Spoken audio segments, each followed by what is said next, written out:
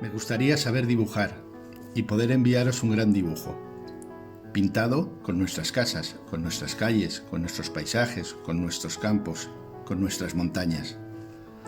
Un gran dibujo donde poder entrar para pasear, para jugar y correr, para comer un helado.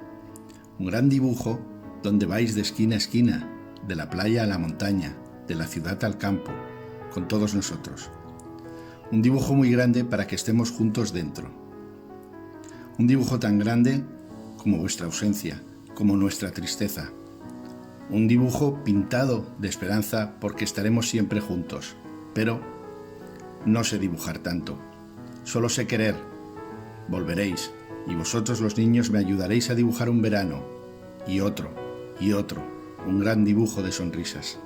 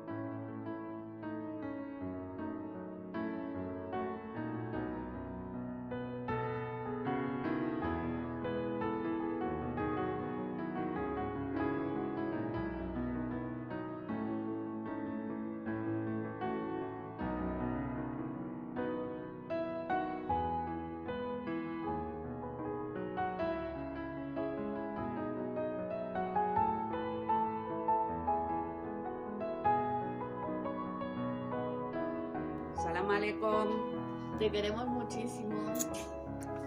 Te echamos mucho de menos, Habibi. Tenemos muchas ganas de verte.